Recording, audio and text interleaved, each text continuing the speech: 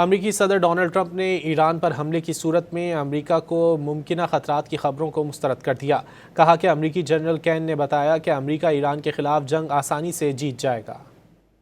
ایران اور امریکہ کے درمیان کشیدگی بڑھنے لگی۔ امریکی صدر ڈونلڈ ٹرمپ نے ان میڈیا رپورٹس کو سختی سے مسترد کر دیا جن میں دعویٰ کیا گیا تھا کہ امریکی فوج کے اعلیٰ جنرل ڈین کین نے ایران پر ممکنہ حملے کے خطرات سے آگاہ کیا۔ ٹرمپ نے سوشل میڈیا پر کہا کہ یہ رپورٹ 100% غلط ہیں۔ جنرل ڈین کین کا موقف یہ ہے کہ اگر ایران کے ساتھ جنگ ہوئی تو امریکہ اسے آسانی سے جیت سکتا ہے۔ واشنگٹن پوسٹ نے رپورٹ کیا تھا کہ جنرل کین نے حالیہ ملاقات میں ٹرمپ کو بتایا کہ ایران پر حملے کی صورت میں امریکہ کو اسلحے کی کمی، علاقائی اتحادیوں کی محدود حمایت اور ایران کی جوابی کارروائی جیسے مسائل کا سامنا ہو سکتا ہے، جس سے جنگ طویل ہو سکتی ہے اور امریکی جانی نقصان کا خطرہ بھی موجود ہے۔ اس رپورٹ پر جنرل کین کے دفتر نے وضاحت جاری کی اور کہا کہ ان کی ذمہ داری سول قیادت کو مختلف فوجی آپشنز، ان سے جڑے خطرات اور اثرات سے آگاہ کرنا ہے، جبکہ حتمی فیصلے سیاسی قیادت کرتی ہے۔ دوسری جانب امریکہ نے ایران کے ساتھ کشیدگی کے پیش نظر اسرائیل اور لبنان میں فوجی اثاثوں میں اضافہ کر دیا۔